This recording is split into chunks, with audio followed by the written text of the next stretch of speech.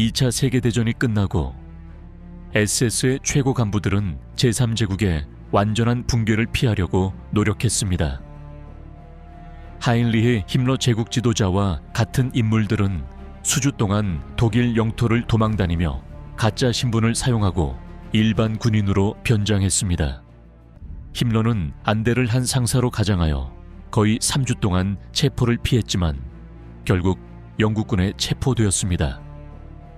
살아서 포로로 잡힌 최고 계급의 SS 장교인 에른스트 칼텐브루너는 1445년 5월 12일 오스트리아 알프스의 알타우세르 호수 근처의 외딴 산장에서 체포되었습니다. 그는 프리츠 박사라는 가짜 신분으로 그곳에 숨어서 지역 산악인들의 눈에 띄지 않기를 바랐습니다. SS 경제행정 책임자이자 수용소 내 강제 노동 시스템을 책임지고 있던 오스발트 폴은 1446년 5월에 체포되었습니다. 그는 수감자들의 경제적 착취를 조직하고 학살의 실행 계획을 감독했습니다. 그는 폴 재판에서 반인륜 범죄 혐의로 재판을 받았습니다. 1951년에 그는 란츠베르크 교도소에서 처형되었습니다. 에른스트 칼텐브루너. 이 사건은 1945년 봄에 일어났으며 당시 유럽 전역의 군대는 비슷한 임무를 수행하고 있었습니다. 독일군은 마침내 붕괴되었고 전쟁은 끝나갈 무렵이었습니다. 이 전쟁을 시작하고 전 세계 수억 명의 사람들에게 말할 수 없는 고통을 안겨준 사람들이 정의를 피하지 못하도록 하는데 주의가 쏠리기 시작했습니다. 나치 국가의 모든 부문 중에서 SS는 의심할 여지 없이 가장 미움받는 계층이었습니다. 히틀러의 정예 중군사 조직인 SS는 강제 수용소와 학살 수용소를 운영하고 학살을 조직했으며 유대인, 정치적 반대자 및 기타 표적 집단을 체계적으로 박해했습니다. 홀로코스트 당시에 무자비한 행동과 반대 의견을 억압하는 역할 때문에 그들은 공포와 잔혹함의 상징이 되었습니다. 정규군과는 달리 SS는 매우 이념적이었고 히틀러에게만 충성했으며 나치 정권의 최악의 잔혹 행위에 대한 책임이 있었고 나치 시대와 그 이후에도 광범위한 증오를 샀습니다. 알프스 오두막에 숨어있던 중 체포된 에른스트 칼텐브루너는 연합군에 의해 생포된 최고 계급의 SS 장교였으며 뉘른베르크 재판에서 조직을 대표하도록 선택된 사람이었습니다. 그는 전쟁 기간의 대부분을 RSH의 제국보안본부장으로 지냈으며 이를 통해 게슈타포, 강제 수용소, 나치 정보기관 등 모든 SS 활동을 감독했습니다. 그는 오스트리아 산속에 숨어 있다가 발각된 뒤 재판을 받았다. 처음에는 건강상의 문제, 주모샤추혈과 담석 등으로 인해 재판에 불참했으나 칼텐브루너는 결국 법정에 출두하여 RSH의 국장으로서 자신의 지시에 따라 저지른 범죄에 대해 직접적인 책임이 없다고 주장했습니다. 칼텐브루너는 자신을 변호하면서 나치 정권이 저지른 잔혹 행위와 거리를 두려고 했습니다. 그는 자신의 역할이 주로 행정적이고 정보 문제에 국한되었으며 대량 학살을 실행하는 것은 아니라고 주장했습니다. 그는 자신의 서명이 있는 문서에 부하 직원이 사기로 서명했다고 주장했고 1943년 이전에는 홀로코스트에 대해 전혀 몰랐다고 부인했습니다. 그는 하인리히 힘러의 부하로서 자신은 전혀 무죄하며 모든 책임은 전적으로 조직의 지도자에게 있다고 주장했습니다. 이건 완전히 터무니없는 일이었습니다. 힘러의 사악함에도 불구하고 그가 혼자 행동했다면 아무것도 이룰 수 없었을 것입니다. 칼텐브루너와 같은 사람들의 도움 없이는 홀로코스트는 실행될 수 없었습니다. 이들은 자발적으로 행동한 사람들이었고 명령에 복종했을 뿐만 아니라 명령을 내렸으며 무고한 인간을 죽이는 것을 극대화하려고 했습니다. 에른스트 칼텐브루너는 나치 친위대의 이상과 인종적으로 순수한 국가라는 비전을 굳게 믿었던 헌신적이고 충성스러운 나치 당원이었습니다. 그는 유대인을 독일의 적이라고 여기며 반유대주의를 강력히 옹호했고 유대인을 배제하고 박해하는 조치를 적극적으로 지지했습니다. 힘러조차도 그를 두려워했다고 합니다. 그는 키가 1.93m가 넘고 얼굴에 흉터가 있는 위풍당당한 남자였기 때문입니다. 그는 수많은 강제 수용소를 방문했으며 심지어 다양한 처형 방법을 보여주기 위해 그의 앞에서 수감자들을 살해했다는 보고도 있습니다. 놀랍게도 이러한 사실에도 불구하고 그는 재판에서 유대인 학대에 항의했고 최종 해결책을 종식시키기 위해 노력했다고 주장했는데 이 주장은 법정에서 웃음을 자아냈다. 이러한 진술은 광범위한 문서와 목격자 증언뿐만 아니라 마우트하우젠과 같은 강제 수용소를 방문한 그의 경험과도 모순되었습니다. 재판소는 결국 1946년 9월 30일에 칼텐브루너가 전쟁 범죄와 반인륜 범죄 혐의로 유죄 판결을 받았고 다음 날 교수형에 처해졌습니다. 그의 무덤이 숭배받거나 신나치 순례지가 되는 것을 막기 위해 그의 시신은 화장되었고 그의 재는 근처 강물에 뿌려졌습니다. 이와 같은 운명은 뉘른베르크에서 재판을 받은 다른 많은 고위 나치 인사들에게도 닥쳤습니다. 하인리히 힘러. 알프스 오두막에서 발견된 신분증에는 그가 SS의 2인자로 확인되어 있었습니다. 카드에 숫자 1이 적힌 남자는 하인리히 힘러였다. 힘러는 역사상 가장 사악한 인물 중 한 명이자 홀로코스트의 주요 설계자로 널리 알려져 있습니다. 그는 1929년에 SS의 조직원이 불과 280명일 때 이를 장악했습니다. 전쟁이 끝날 무렵 힘러는 이를 경찰, 법원, 군대를 갖춘 사실상 국가처럼 기능하는 거대한 조직으로 바꾸었습니다. 힘러의 이념은 인종차별주의적 사입이 과학과 아돌프 히틀러에 대한 확고한 충성심에 깊이 뿌리를 두고 있습니다. 그는 SS 내부에 종교적인 분위기를 조성하여 잔혹함과 맹목적인 복종을 장려했습니다. 그의 지휘해 SS는 점령된 유럽에서 대량 총격, 강제 불임 수술, 수감자에 대한 의학 실험 등 수많은 잔혹 행위를 저질렀습니다. 힘러는 또한 강제 수용소 시스템을 조직하고 확장하여 아우슈비츠를 포함한 대량 학살 수용소 네트워크로 전환했으며 이곳에서는 100만 명 이상이 살해되었습니다. 그의 감독해 수백만 명의 유대인, 로마인, 소련 전쟁 포로 및 기타 인종이 독가스로 학살당하고 총살당하고 굶어 죽거나 강제 노역을 하게 되었습니다.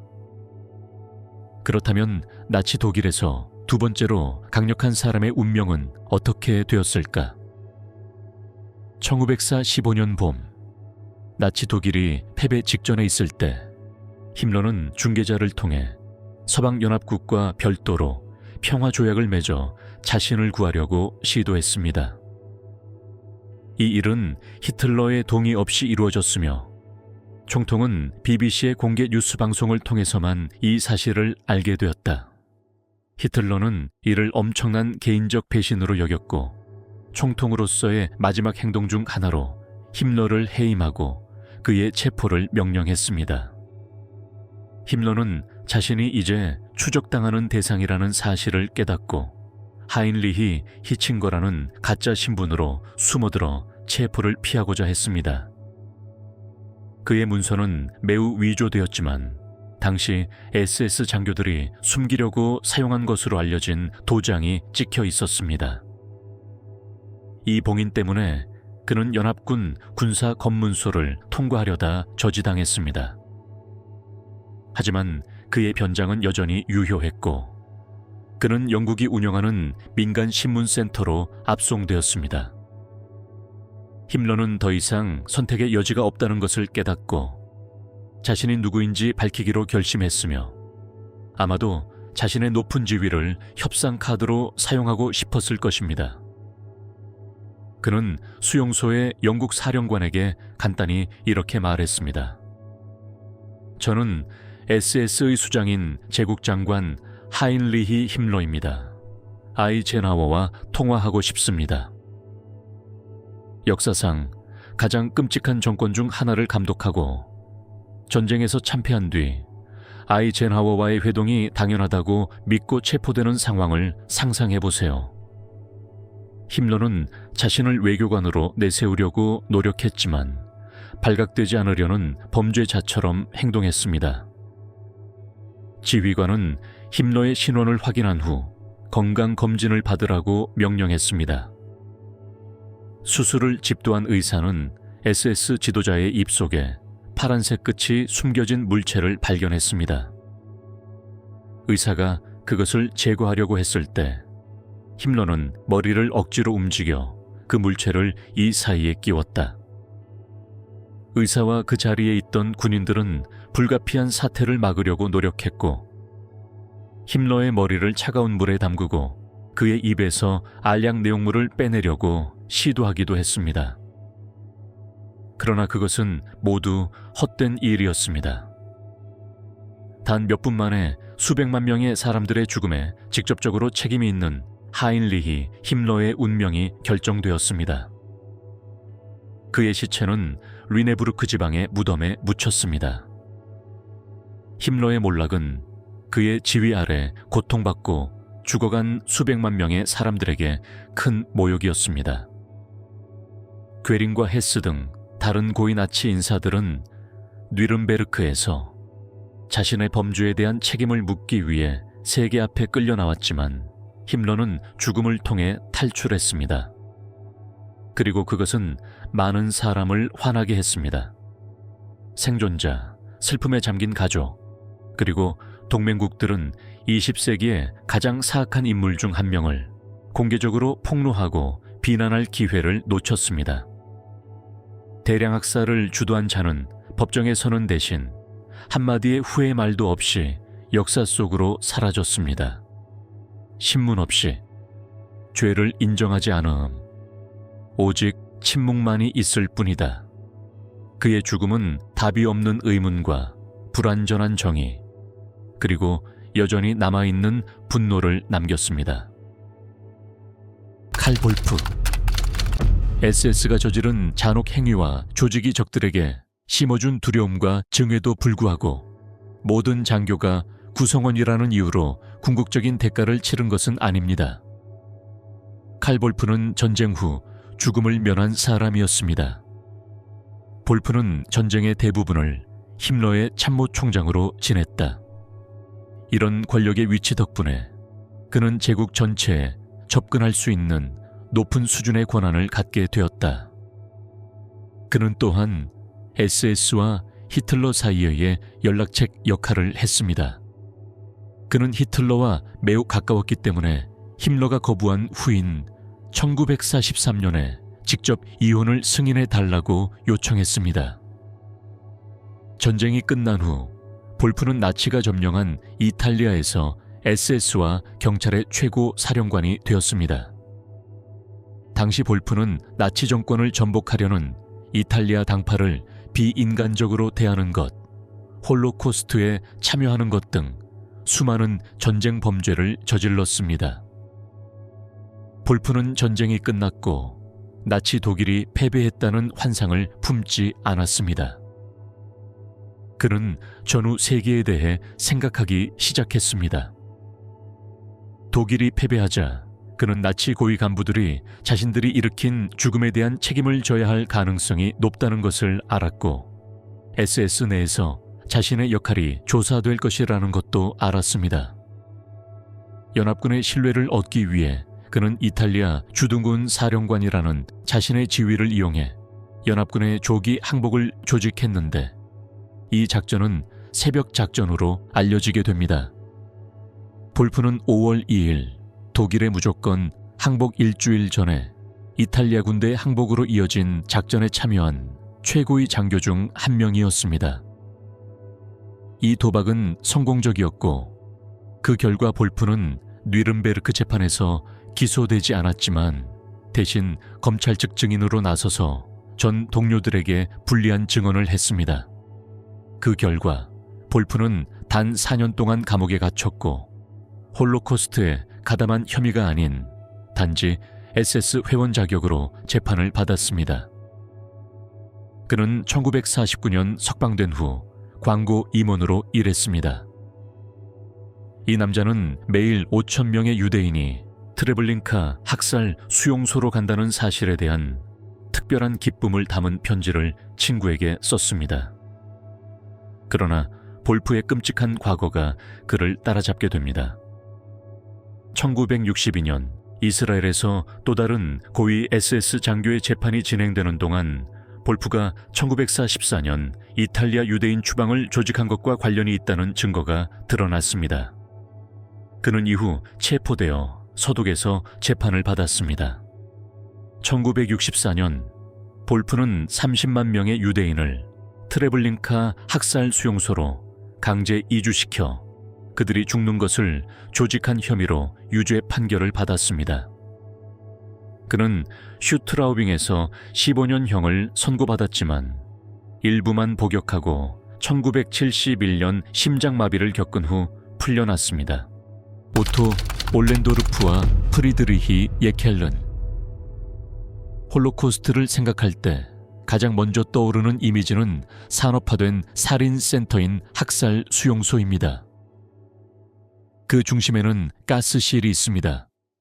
하지만 이러한 수용소가 건설되기 훨씬 전부터 대량 학살은 이미 시작되었습니다. 점령된 소련에서 홀로코스트는 가스로 시작된 것이 아니라 총알로 시작되었습니다. 소련의 점령지에서 SS 부대는 종종 지역 협력자의 도움을 받아 유대인 공동체와 바람직하지 않다고 여겨지는 다른 사람들을 대량 총살했습니다. 마을 전체가 숲, 들판, 계곡의 가장자리로 쫓겨나 스스로 무덤을 파야 했고 그 자리에서 살해당했습니다. 대중의 기억에서 종종 가려져 있던 이 역사의 한 장을 파트릭 드부아는 총알 홀로코스트라고 묘사했습니다. 수백만 명의 목숨을 앗아간 잔혹하고도 은밀한 대량 학살의 한 형태였습니다. 이 집단 학살은 아인자츠 그룹페 아인사츠 그룹페라 불리는 소수의 특수부대에 의해 자행되었습니다. 그들은 히틀러와 힘러의 직접적인 명령에 따라 조직되었고 SS의 관할에 놓였습니다. 이러한 이동식 학살 부대는 바르바로사 작전 동안 독일 전선이 진격한 후에 작전을 수행했는데 그 목적은 나치의 새로운 국경 내에서 파리 시민들의 저항에 맞서 전선을 확보하는 것이었습니다. 이러한 아인자츠 그룹의 4개는 SS 사령관 프리드리히 예켈른의 지휘하에 만들어졌습니다. 초기에는 아인자츠 그룹에는 공산주의자와 볼셰비키로 의심되는 사람들로 제한되었습니다. 그러나 눈이 멀고 강렬한 반유대주의에 사로잡힌 제켈른과 그의 SS 상관들은 모든 유대인을 볼셰비키로 간주하고 자신들의 권력에 대한 위협으로 여겼다. 이는 그 부대가 곳곳을 돌아다니며 발견한 모든 유대인을 체포하고 살해했다는 것을 의미했습니다. 1941년 여름 상황은 더욱 악화되었습니다. 힘러는 유대인을 한 명도 면죄하지 말라고 명령했다. 또한 이 부대는 여성과 어린이를 모두 죽여야 했습니다. 많은 사람이 홀로코스트의 시작이라고 부르는 순간이 바로 이 순간입니다. 안보나 전쟁 노력에 대한 모든 명분이 사라진 순간입니다. 이는 한 집단의 사람들을 전부 말살하려는 시도가 되었습니다.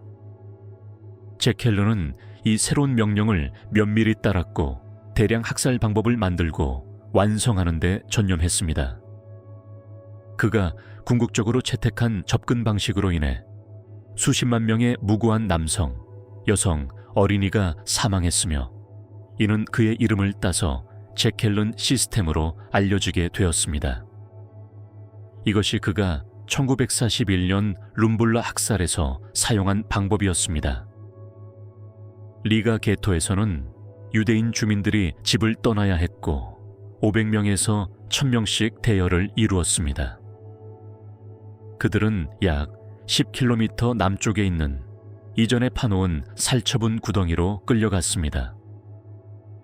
그곳에서 그들은 희생자들의 옷과 귀중품을 벗기고 경비병들이 두 줄로 서 있는 곳을 지나 행진시켜 구덩이에 엎드리게 했는데 종종 이미 죽은 사람들의 시체 위에 엎드리게 했습니다. 비용을 최소화하기 위해 각 희생자는 머리 뒤쪽에 한 발의 총격을 받아 처형되었습니다. 일부 사수들은 구덩이 가장자리에서 총을 쏘았고 다른 사수들은 구덩이 안에서 총을 쏘았습니다. 즉시 죽지 않은 사람들은 무덤이 메워질 때 산채로 묻혔습니다. 죽음의 장소로 끌려간 25,000명이 넘는 유대인 중 살아남은 사람은 단 3명뿐이었습니다. 전체 작전에는 약 1,700명의 인원이 필요했지만 거의 모든 사살은 아인자츠 그룹펜 대원들에 의해 이루어졌고 그때쯤에는 제클렌의 모든 숙련된 살인자들이 이틀 동안의 학살을 감독했습니다. 제클렌은 악명 높은 파비 야루아 카미아네츠 포딜스키 학살에서도 같은 방법을 사용했습니다. 옌켈르는 종종 이런 학살에 직접 참석하여 단 하루에 수만 명의 인간이 죽임을 당하는 끔찍한 광경을 감독했습니다. 총격은 너무 잔혹하고 근거리에서 이루어졌기 때문에 부대원들은 잔혹 행위에 대해 불평했는데 특히 여성과 어린이를 가까운 거리에서 처형한 것에 대해 불평했다.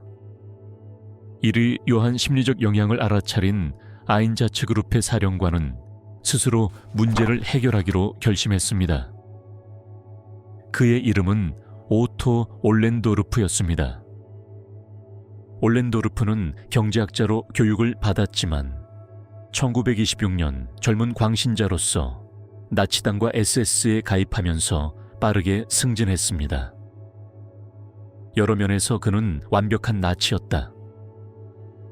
효율적이고 효과적이며 충성스러웠다. 그는 대량 살인에 소름 돋는 정확성과 감정적 초연함을 가지고 접근했고 살인을 규율적이고 비인격적인 작전으로 바꿔놓았습니다. 그는 제켈른이 머리 뒤쪽을 쏘는 등 근거리 처형의 잔혹함을 의도적으로 피했습니다. 그 대신 그는 희생자들을 줄지어 세워 총살대를 통해 멀리서 처형하도록 명령했으며 개인의 책임을 분산시키기 위해 종종 여러 명의 사수를 한 사람에게 배정하기도 했습니다.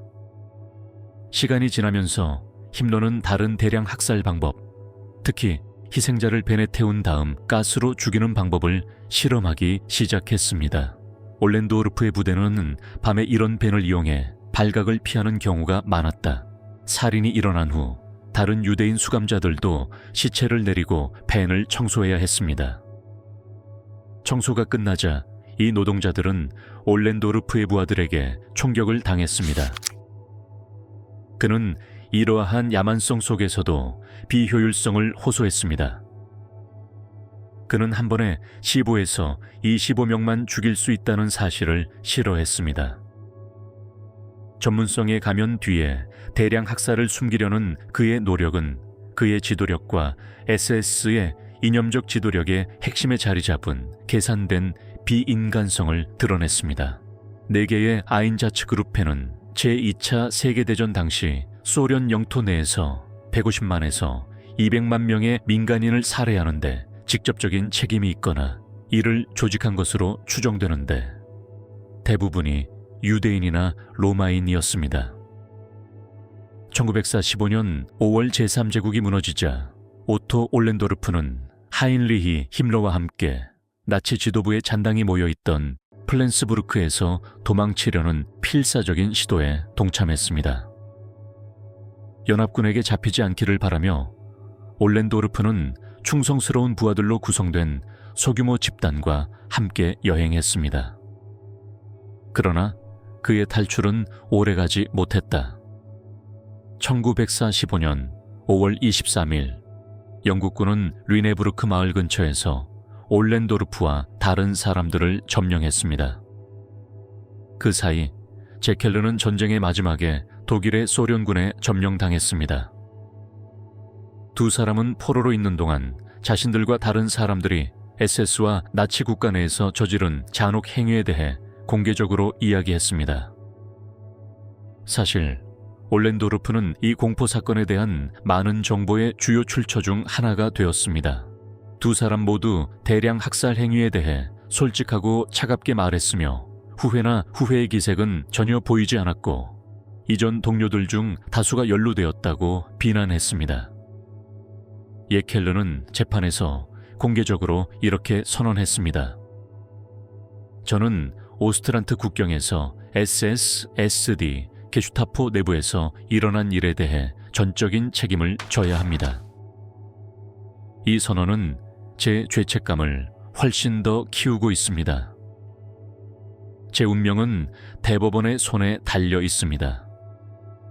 대법원이 그에게 내린 운명은 사형이었습니다. 그는 전쟁 범죄 혐의로 유죄 판결을 받고 1946년 2월 3일 4,000명의 관중이 지켜보는 가운데 교수형에 처해졌습니다. 올렌도르프는 미국이 실시한 1947년과 1948년 아인자츠그루펜 재판의 주요 피고인과 동일한 처벌을 받았습니다. 이 재판에서 그는 결국 9만 명을 대량 학살한 혐의로 유죄 판결을 받고 사형을 선고받았습니다. 그의 사형 집행은 연기되었는데 이는 1951년 6월이 되어서야 미국 당국이 사형을 집행했다는 것을 의미하며 올렌도르프는 전시의 잔혹 행위로 미국에 의해 처형된 마지막 나치 전범 중 한 명이 되었다. 이러한 단체 지도자들의 자백에도 불구하고 수백 명, 아니 수천 명의 무고한 사람들을 총살한 이 죽음의 분대에서 일했던 수천 명의 남자 중 전쟁 범죄로 재판을 받은 사람은 겨우 100명에 불과했습니다. 오딜로 글로보크닉 플러스 쿠르트 달리게. 오딜로 글로보츠닉과 쿠르트 다루에의 경력은 광활하고 폭력적인 홀로코스트와 밀접하게 연관되어 있었습니다. 두 사람 모두 히틀러의 초기 추종자였으며 그의 행동뿐만 아니라 그의 이념에도 헌신했습니다. 각자는 SS를 무자비한 조직으로 변모시키는데 중심적인 역할을 했지만 그들의 유사는 성격 면에서 약간씩 다릅니다. 경찰 테러의 체계적인 설계자인 달리에즈, 글로보츠닉 대량 학살을 자행한 광신적 집행자. 다루에지의 부상은 나치 운동의 시작과 함께 시작되었습니다. 원래는 SA 소속이었으나 1930년 히틀러의 요청으로 SS에 가입했는데 이는 나치의 권력 구조에 중대한 변화를 가져왔습니다. 베를린에서 다루에지는 SS를 맹렬하게 충성하고 이념적으로 순수한 엘리트로 정의하는 데 기여했습니다. 그의 부하들은 1930년 8월 발터 스테네스가 이끄는 SA 내 반란 세력의 반란을 격렬하게 진압함으로써 그들의 가치를 증명했습니다. 히틀러는 다루에게에게 공개 서한을 보내 그의 충성심을 칭찬했습니다. 친위대원, 당신의 명예는 충성심입니다. 이 문구는 곧 SS의 모토가 되었습니다. 급속히 승진한 달리게는 SS 오베르그루펜피르로 임명되어 북부 SS의 지휘권을 맡았고 하인리히 힘러는 남부 SS를 관리했습니다. 이러한 분열은 SS의 영향력을 독일 전역으로 확대하고 국가 내 국가로서 기능할 수 있는 기반을 마련하는 데 도움이 되었습니다. 하지만 달루에지는 관료보다 훨씬 더 많은 인물이었습니다. 나치가 소련을 침공했을 당시 그는 대량 처형 현장에 자주 있었습니다.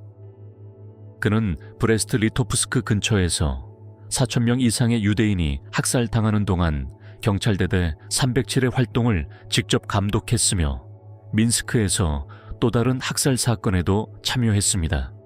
그는 앞으로 무슨 일이 일어날지 충분히 알고 있었음에도 불구하고 유대인들을 리가와 민스크의 게토와 학살 수용소로 추방하는 것을 승인했습니다.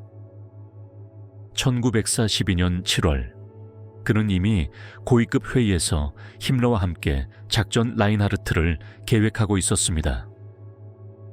작전 라인하르트는 점령된 폴란드의 유대인을 말살하려는 나치의 계획이었습니다. 이 계획은 오딜로 글로보추니크가 이끌었습니다. 힘러는 그를 루블린 지구의 SS와 경찰의 수장으로 임명했습니다. 일부 역사가들은 글로보추니크가 특정 학살 수용소에 대한 아이디어를 제안했을 수도 있다고 주장하는데, 이러한 수용소가 홀로코스트에 중요한 역할을 했다는 점을 감안하면 소름 끼치는 생각이다. 진실은 그가 벨제츠, 소비보르, 트레블링카 수용소의 건설과 운영을 감독했다는 것입니다. 그의 감독해 150만 명이 넘는 유대인이 가스실에서 살해되었습니다. 글로보추니크는 집단 학살을 무시무시한 열정으로 다루었습니다.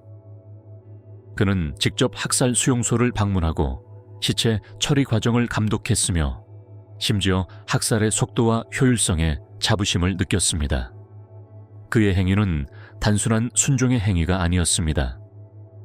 히틀러의 인종 말살 비리에 대한 급진적인 헌신을 반영했습니다. 라인하르트 작전의 성공 이후 힘러는 글로보츠니크를 이탈리아로 전속시켰고, 그곳에서 그는 당파와 남아있는 유대인들을 추적하며 자신의 임무를 계속했다.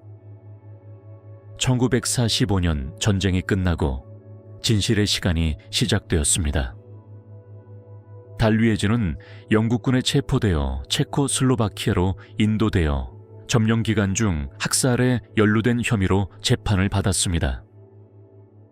재판에서 그는 반항적으로 자신을 총통에 충실한 하인이라고 소개하며 300만 명의 경찰관의 찬사를 받았다고 주장했습니다. 법원은 이러한 정당한 주장을 기각했습니다.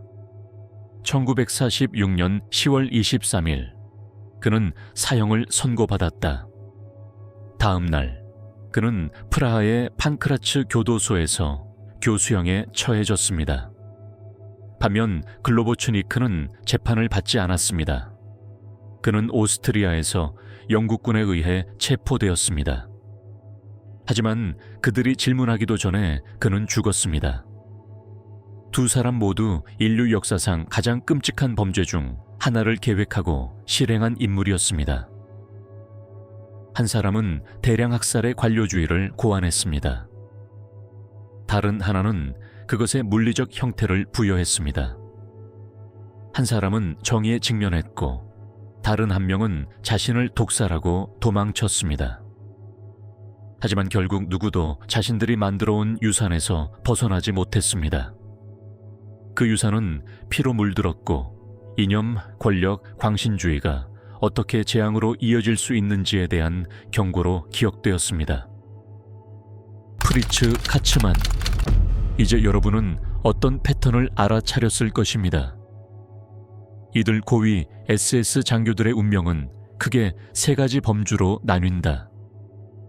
재판에서 치욕을 피하기 위해 은퇴하거나, 재판을 받고 처형되거나, 석방되기 전에 징역형을 선고받는다. 이러한 모든 결과는 어떤 면에서는 정의로 여겨질 수 있지만 불완전하고 종종 너무 늦습니다. 이러한 목적지들은 적어도 자신들이 저지른 잔혹 행위의 규모를 인식하고 있었습니다. SS 구성원 중 정의를 완전히 벗어난 사람 중 한 명은 프리츠 카츠만이었습니다. 그는 전쟁 내내 이념적 동기에 의한 대량 학살자임이 드러났는데, 그의 범죄에는 5만 5천 명에서 6만 5천 명에 달하는 유대인을 대량 처형하도록 명령하고, 게토 건설을 감독하고 학살 수용소로의 추방을 조직하고 슈투트호프 강제 수용소에서 가스실을 이용해 대량 학살을 조장하는 것이 포함되었습니다. 그의 행동으로 인해 그는 가장 잔혹한 홀로코스트 가해자 중 한 명이 되었습니다. 그의 범죄의 규모가 엄청났음에도 불구하고 전쟁이 끝나고 세계가 나치 전범들을 점점 더 엄중하게 추적하는 가운데 프리츠 카츠만은 그냥 사라져 버렸습니다. 그는 다른 많은 사람들처럼 남미로 탈출하지 않았습니다. 그는 남은 생애를 서독의 중심부에서 평화롭고 익명으로 살았습니다. 이 사람은 나치가 점령한 폴란드에서 가장 잔인한 사람 중 한 명이었습니다. 그는 자신의 범죄에 대한 책임을 지기보다는 자신의 삶을 재건했습니다. 카츠만은 브루노 알브레이트라는 가명으로 다름슈타트에서 거리 행상인으로 일하며 살았습니다. 개토, 추방, 죽음의 분대를 감독하던 남자가 이제는 집을 방문하여 물건을 판매하고 있었습니다. 그 대조는 진부에서 거의 괴상하기까지 합니다. 그는 아내나 5 자녀에게 연락도 하지 않고 어둠 속에서 살았습니다. 그들에게 그는 그저 흔적도 없이 사라진 것일 뿐이었습니다. 실제로는 그것은 뻔히 보이는 곳에 숨어 있었습니다. 1957년 그가 임종을 맞을 때까지 진실은 알려지지 않았습니다. 병원에서 고통을 겪으며 자신의 죽음이 다가오고 있음을 느낀 카츠만은 9월 19일에 죽기 며칠 전 가톨릭 사제에게 자신의 진짜 정체를 고백했습니다. 그리하여 대량 학살의 주모자이자 가해자 중 한 명이자 헤아릴 수 없는 고통에 책임이 있는 사람이 병원 침대에서 평화롭게 죽었으며 자신의 범죄에 대해 책임을 질 필요가 없게 되었습니다. 재판 없이 판결이 내려지지 않았습니다. 그가 파괴한 수십만 명의 삶에 대한 정의는 없습니다. 그는 전쟁 후 독일 사회에 숨어들어 가짜 이름과 혼란스러운 체제에 의해 보호를 받으면서 그냥 살아남았습니다. 그의 유산의 유일한 긍정적인 측면은 예상치 못한 것입니다. 그것은 그가 상관에게 보낸 공식적인 전쟁 보고서 중 하나였습니다. 이 보고서는 카츠만 보고서로 알려졌으며 연합군 조사관들이 나치 정권이 저지른 거대한 사악한 조직을 조각조각 모으는 데 도움이 되었습니다. 베를린에서 작성된 카츠만 보고서는 나치가 점령한 폴란드의 갈리시아 지구에서 유대인 43만 4,329명이 어떻게 잡혀 살해되었는지 차갑고 관료적인 언어로 자세히 설명했습니다. 그것은 소름 끼치고 인간성이 결여된 기업 보고서처럼 보입니다. 무서울 정도로 객관적인 태도로 물리적 성과와 수치를 설명합니다. 최근 학자들은 프리츠가 상관들에게 좋은 인상을 주고 자신의 업무를 더 효율적으로 보이기 위해 자신의 역할을 과장했다는 점에서 그의 출처의 신뢰성에 의문을 제기했습니다. 그러나 이 문서는 히틀러에게 충성했던 SS가 저지른 대량 학살의 규모를 보여주는 중요한 증거로 사용되었습니다. 카츠만 보고서는 이기적인 거짓말로 가득 차 있기는 하지만 홀로코스트의 체계적 본질을 의도치 않게 폭로한 몇 안 되는 주요 문서 중 하나로 남아 있습니다. 아이러니하게도 카츠만은 법의 심판을 피했지만 그의 말은 다른 사람들의 유죄 판결에 영향을 미쳤습니다. 아돌프 아이히만. 카츠만은 법의 심판을 피해 도망쳤고 아돌프 아이히만도 전쟁 후 15년 만에 아르헨티나에서 새로운 삶을 시작하면서 똑같은 운명을 맞이한 듯 했습니다. 그는 자신이 감시받고 있다는 사실을 전혀 몰랐습니다. 결국 그의 이야기는 나치의 책임을 묻는 과정에서 가장 극적이고 중대한 사건 중 하나가 되었습니다. 그들의 운명은 전후 법원이나 연합국에 달려있지 않았습니다. 그것은 엄청난 수색과 대륙을 넘나드는 은밀한 납치, 그리고 홀로코스트에 대한 세계의 이해를 바꾸어 놓은 재판을 통해 만들어졌습니다. 아돌프 아이히만은 수용소 사령관도 아니었고 강제 수용소 경비원도 아니었습니다. 그는 관료였고 책상 뒤에 앉아있는 사람이었지만 대량 학살의 실행 계획을 세심하게 계획하고 관리하는 사람이었습니다. 아이히만은 수백만 명의 유대인을 게토, 강제 수용소, 학살센터로 이송하는 작업을 조직한 사무실의 수장이었습니다. 아이히만은 방아쇠를 당기지 않았고 가스탄을 직접 쏘지도 않았습니다. 그는 물류가 원활하게 진행되도록 했고 피해자, 살인자, 살인도구가 모두 적절한 시간에 적절한 장소에 있도록 했습니다. 전쟁이 끝난 후 아이히만은 수배되었습니다. 하지만 힘러나 괴린과는 달리 아이히만은 사라졌습니다. 그리고 10년 이상 동안 세상은 그의 행방을 알지 못했습니다. 전쟁 후 아돌프 아이히만은 새로운 이름을 채택하고 아르헨티나에서 조용한 삶을 살았습니다. 나치 동조자 네트워크와 도망자들이 유럽을 탈출하는 데 도움을 준 소위 쥐주로의 도움으로 아이히만은 독일을 탈출하여 1950년 부에노스아이레스에 도착했습니다. 그곳에서 그는 정부 계약자로 일자리를 구하고 소박한 집에서 살다가 서서히 사라졌습니다. 1950년대 이스라엘 정보기관인 모사드는 아이히만이 아르헨티나에 있다는 소문을 감지하기 시작했습니다. 대부분의 예비 연구는 홀로코스트 생존자 로타르 헤르만이 수행했습니다.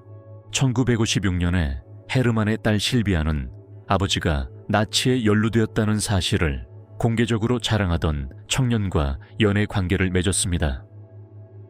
뭔가 의심스러운 것을 느낀 헤르만은 실비아에게 더 자세히 조사하라고 촉구했습니다. 그가 클라우스의 집을 방문했을 때 한 나이 든 남자가 문을 열고 자신을 클라우스의 삼촌이라고 소개했습니다.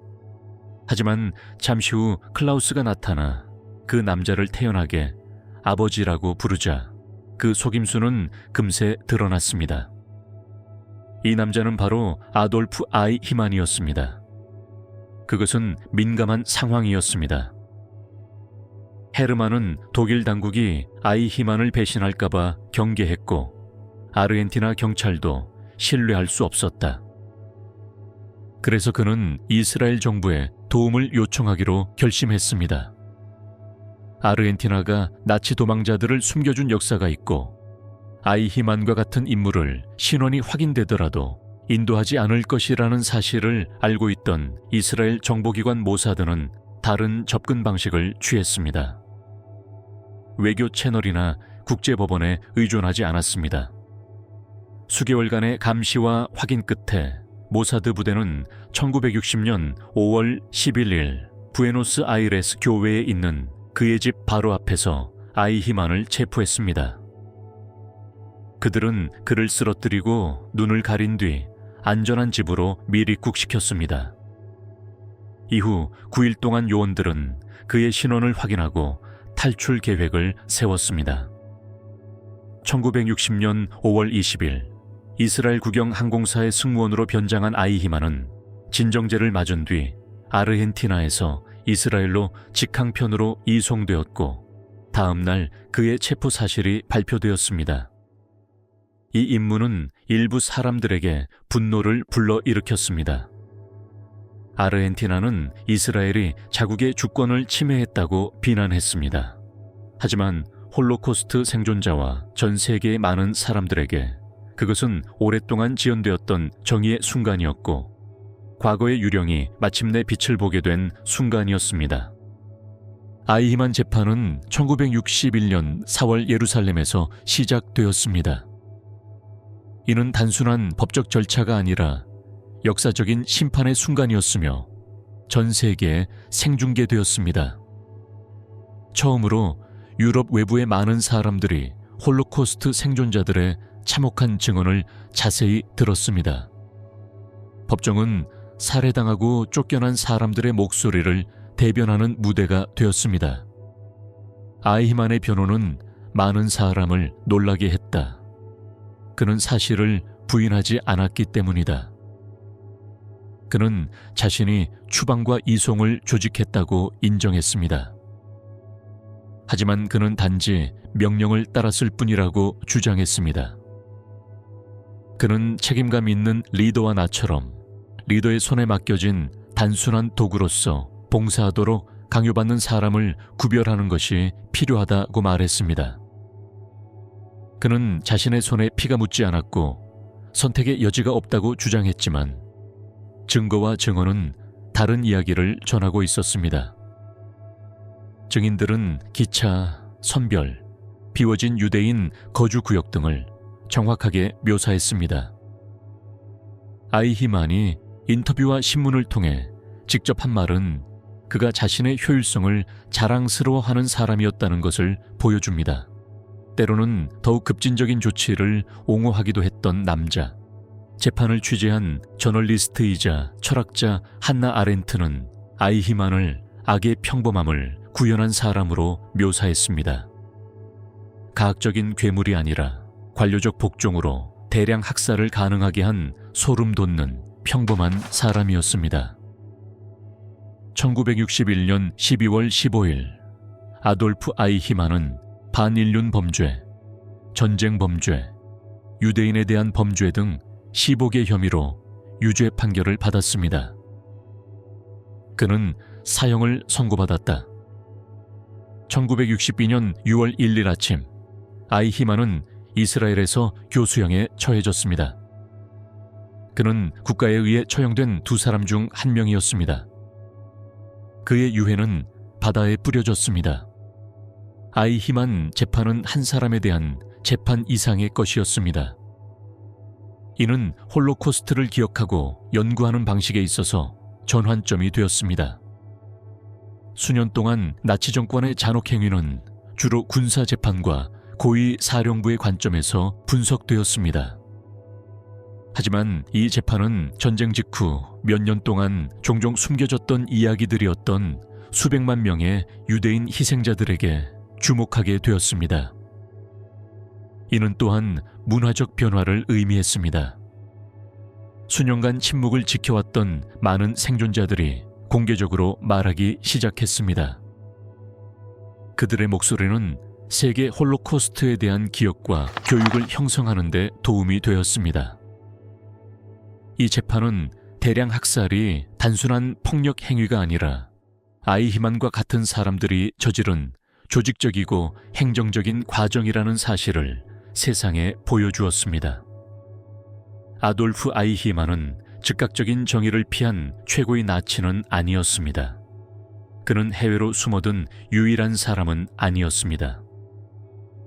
하지만 그의 체포, 재판, 처형은 일부 사람들이 이런 범죄가 역사의 안개 속으로 사라지는 것을 거부했다는 것을 보여주는 가장 분명한 사례 중 하나입니다. 호세 디트리히 2차 세계대전 직후 나치 정권이 공식적으로 패배했음에도 불구하고 독일의 많은 지역에서는 나치에 대한 지지 감정이 여전히 남아 있었습니다. 수년 동안 나치당은 독일 사회의 모든 측면, 즉 교육, 미디어, 일상생활에 침투하여 하룻밤 사이에 해체될 수 없는 깊이 뿌리 박힌 이념적 영향력을 형성했습니다. 많은 독일인, 특히 정권으로부터 직접적인 이익을 얻었거나 심하게 세뇌당한 사람들은 나치의 이념에 계속 동조하거나 히틀러를 전쟁 범죄자라기보다는 오해받은 애국자로 여겼습니다. 또한 광범위한 파괴, 소련의 확장에 대한 두려움 등이 있었습니다. 연합군 점령에 대한 원망은 민족주의 감정이 지속되는 데 기여했습니다. 전쟁 후 초기의 나치화 노력은 일관성이 없었고 어떤 경우에는 전직 나치 인사들이 권력을 유지함으로써 구 이념의 요소가 공공생활에 미묘하게 지속되도록 했습니다. 이 사실이 가장 분명하게 드러난 곳은 소프 제프 디트리히의 장례식이었습니다. 디트리히는 아돌프 히틀러가 가장 신뢰하는 사람 중 한 명이었습니다. 고위 SS 사령관이자 무장 친위대의 초기 지도자 중 한 명이었습니다. 그는 잔혹한 살인자이자 광신적인 나치였습니다. 그러나 6천 명이 넘는 사람들이 그의 장례식에 참석해 축하했고, 이는 정권이 붕괴되고 그 공포가 드러난 지 20년이 넘은 뒤의 일이었습니다. 그의 장례식은 전후 독일에서 무장 친위대 전 구성원들이 모인 가장 큰 규모의 공개 모임 중 하나였으며, 충성심, 저항심, 해결되지 않은 기억을 명백히 보여준 행사였습니다. 그들에게 디트리히는 단순한 장군이 아니었습니다. 그것은 동지의 군인적 자부심, 그리고 그들이 완전히 포기하기를 거부한 잃어버린 대의의 상징이었습니다. 디트리히는 전쟁 중 가장 악명 높은 몇몇 전투에서 SS 부대를 지휘했습니다. 그러나 그의 유산은 대량 학살 정권에서 군 복무를 한 사실뿐만 아니라 전쟁 범죄에 직접 연루된 사실 때문에 더럽혀졌습니다. 여기에는 불지 전투 중에 일어난 말메디 학살이 포함되는데, 그의 부하들이 미국 전쟁 포로를 처형한 사건입니다. 이런 이유로 그는 전쟁 후에 유죄 판결을 받고 투옥되었습니다.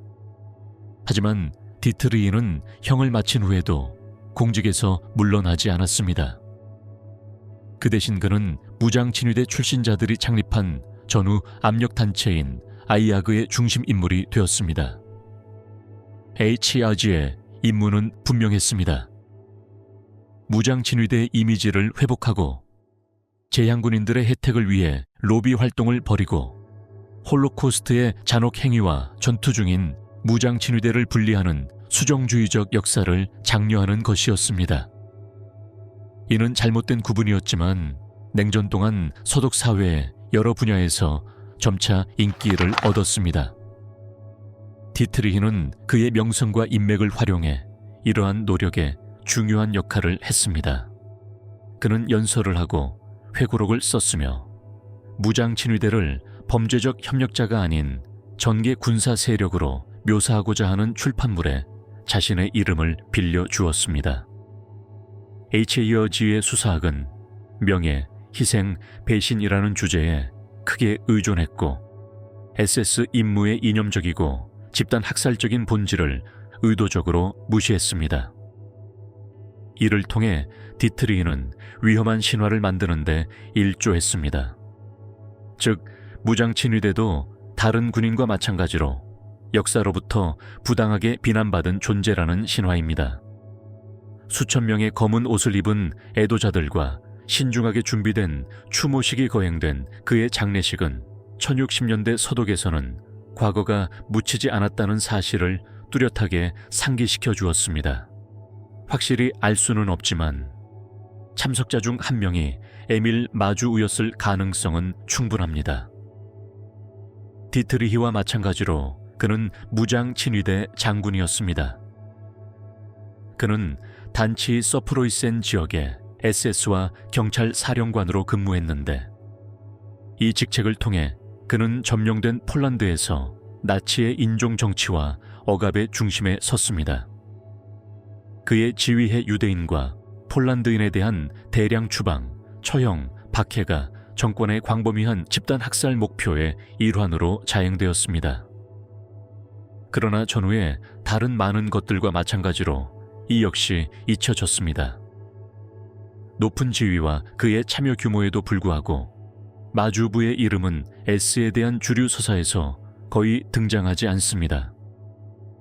그의 사례는 얼마나 많은 깊이 연루된 인물들이 오래 살지 못하는지 보여주는 분명한 사례입니다. 그들의 행동이 사소했기 때문이 아니라 더 유명한 가해자들의 그늘에서 행동했기 때문에 조사를 받는 것입니다. 그는 1987년에 87세의 나이로 사망했습니다. 하위 계급의 SS 장교들에게는 무슨 일이 일어났나요? 지금까지 우리는 가장 높고 강력한 SS 지도부에 초점을 맞추었습니다. 이들이 제3제국의 범죄에 대한 궁극적인 책임을 지고 있는 것은 분명하지만 지휘 계통의 하위에 있는 사람들을 완전히 무죄하다고 생각하는 것은 오류입니다. 홀로코스트와 다른 잔혹 행위를 저지른 자들은 의심할 여지 없이 정책과 명령을 조율했지만 이러한 계획은 수많은 SS 구성원들의 자발적인 참여 없이는 실행될 수 없었을 것입니다. 잔혹 행위의 기계는 명령만으로 작동하지 않습니다. 이를 실행하려면 사람이 필요합니다. 경비원, 사무직 직원, 운전사, 관리자, 엄청난 범죄를 허용한 평범한 사람들. SS는 수가 많고 강력했습니다. 전성기에는 인구가 약 80만 명에 달했습니다. 높은 지위의 지도자들은 도망쳐서 연합군에게 발각되어 체포되는 것을 피하려고 노력했지만 일반 병사들 중 다수는 밀려오는 군대에 맞서 자신들을 방어하기 위해 남았습니다. 연합군이 1945년 나치 강제 수용소를 해방하기 시작했을 때 그들은 상상할 수 없을 만큼 끔찍한 광경을 보게 되었습니다. SS는 기근, 질병, 고문, 대량 학살이라는 유산을 남겼습니다. 많은 낮은 계급의 SS 경비병들이 그 장소를 방어하기 위해 남았는데 그들 중 다수는 훨씬 더 빨리, 훨씬 덜 공식적인 방식으로 판단을 받았기 때문이다. 보병연대의 미군이 도착하여 수백 구의 시체와 쇠약해진 생존자들을 발견했습니다. 분노가 즉각적으로 솟아올랐습니다. 그날의 기록에 따르면 미군 병사들이 남아있던 SS 경비병들에게 무기를 돌려 몇몇을 사살한 사건이 있는데 이를 다하우 학살이라고 합니다.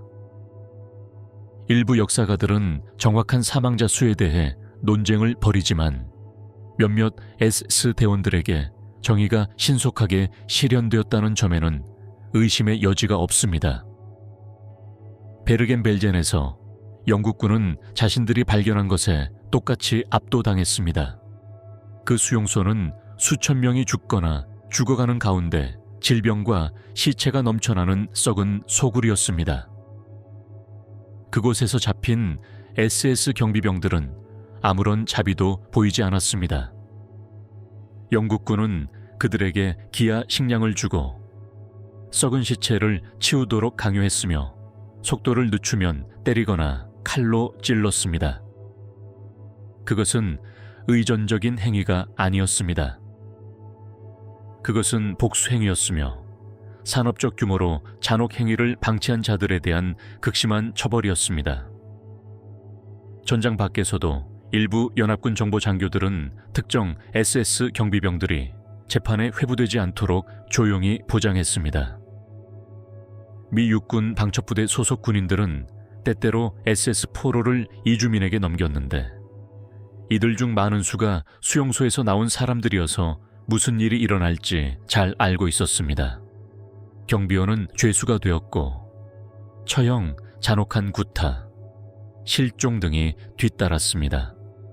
이는 법치주의가 시행되는 것이 아니었습니다.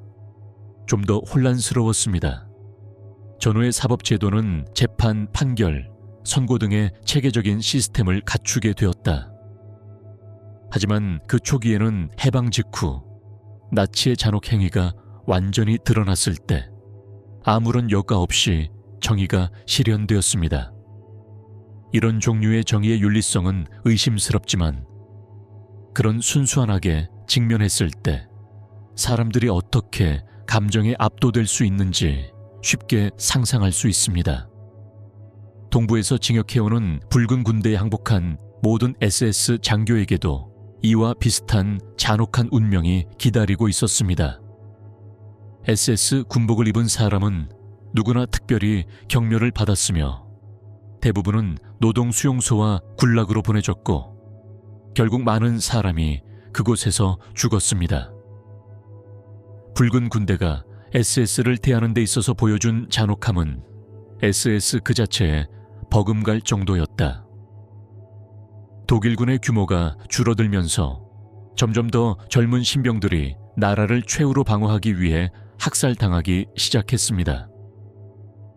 이들 강제 징집된 사람들 중 다수는 아직 사춘기에 이르지 않은 상태였다.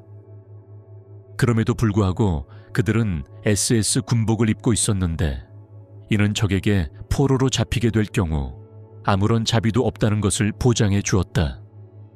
그러나 대부분의 SS 요원들에게는 정의가 실현되지 않았습니다.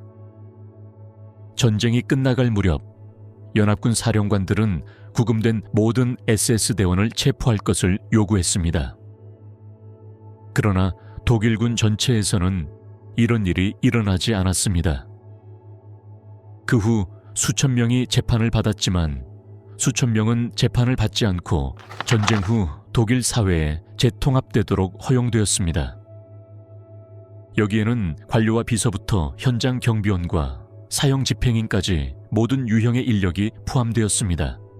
냉전이 발발하자 서방연합국과 소련은 정치적 경쟁에 주의를 기울였고 때로는 나치 전직 인사들의 정보나 과학적 전문 지식을 무시하거나 심지어 채용하기도 했습니다. 낮은 계급의 SS 대원들 중 다수도 민간 생활로 복귀했으며 종종 자신의 소속을 숨기거나 전쟁 범죄에 직접적으로 관여하지 않았다고 주장했습니다. 더욱이 새로 형성된 서독과 동독 국가 모두 전쟁 후 심각한 인력 부족을 겪었고 사회 재건이라는 시급한 과제에 직면하게 되었습니다. 이처럼 불안정한 환경 속에서 당국은 종종 광범위한 기소를 피했는데 이는 오래된 상처를 다시 건드리지 않고 나치 정권에 공모했거나 적어도 동맹을 맺었던 많은 국민을 소외시키지 않기 위해서였다. 범죄 혐의로 재판을 받은 마지막 SS 대원, 대량 학살에 연루된 이들 하위 SS 장교들을 책임지우려는 관심이 다시 높아진 것은 21세기에 들어서서였다. 이 모든 일은 존 데미안유크의 재판 중에 일어났습니다. 그의 이야기는 전후 홀로코스트 분석에서 가장 악명 높고 논란이 많은 장 중 하나입니다. 나치의 포로로 잡힌 우크라이나 출신의 붉은 군대 병사인 데미안유크는 SS에 의해 모집되어 여러 강제 수용소에서 경비원으로 일했다고 알려졌습니다. 전쟁 후 그는 미국으로 이주하여 자동차 산업에서 일하며 자신의 자리를 굳혔습니다. 하지만 1970년대 후반에 그의 과거가 그를 따라잡게 되었습니다. 생존자들은 그를 잔혹한 트레블링카 경비병인 이반 뇌제로 확인했고 1986년 이스라엘로의 인도가 승인되어 전 세계적으로 알려진 주목할 만한 사건으로 재판을 받게 되었습니다. 미디어점 결국 그는 사형을 선고받았습니다. 그러나 마지막 순간에 그가 정말 이반 뇌제였는지에 대한 의심을 불러일으키는 새로운 증거가 등장했습니다. 이스라엘 대법원은 1993년에 유죄 판결을 뒤집었고 데미안유크는 미국으로 돌아갔습니다. 그게 끝이 아니었습니다. 이후 조사 결과 그는 소비보르, 마이다네크, 플로셈비르크 등 다른 나치 수용소와 관련이 있는 것으로 드러났으며 그곳에서 그는 SS 훈련을 받은 트라브니키 경비원으로 복무했습니다. 2009년에 독일은 그를 가학적 개인으로 재판한 것이 아니고 어떤 특정한 순간이나 살인, 폭력 행위로 재판한 것도 아니지만 대량 학살이라는 기계에 톱니바퀴로 그를 재판했습니다. 검찰은 그가 학살 수용소의 경비원으로서 그곳에서 저질러진 범죄에 공모했다고 주장했습니다. 그는 2011년 소비보르에서 2만 8천 명의 유대인을 학살한 공범으로 유죄 판결을 받았습니다. 이 유죄 판결은 나치 전쟁 범죄에 대한 기소에 있어서 전환점이 되었습니다. 검찰이 데미안유크가 살인에 직접적으로 연루되었다는 사실을 입증해야 했던 이전 재판과 달리 이번 재판에서는 데미안유크가 소비보르 학살 수용소에서 경비원으로 일했다는 이유만으로 유죄 판결을 받았으며 이는 중요한 법적 선례가 되었습니다. 이 사건은 구체적인 폭력 행위에 대한 증거가 없더라도 학살 수용소 운영에 참여한 것만으로도 대량 학살에 대한 공모로 간주된다는 판결을 내려 사법적 접근 방식을 변화시켰습니다. 그 결과 독일 검찰은 오랫동안 법적으로 실행 불가능하다고 여겨졌던 사건을 추진하는 데 새로운 활력을 얻었습니다.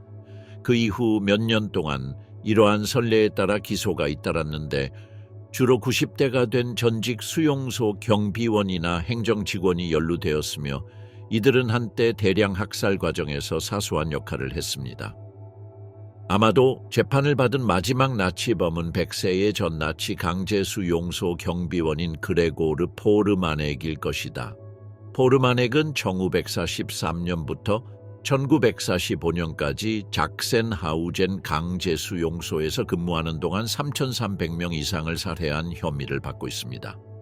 재판소는 처음에 그의 정신적, 신체적 상태를 이유로 그가 재판을 받을 자격이 없다고 선언했습니다. 그러나 프랑크푸르트 고등법원은 그 결정을 뒤집고 재판이 계속 진행될 수 있다고 선언했습니다.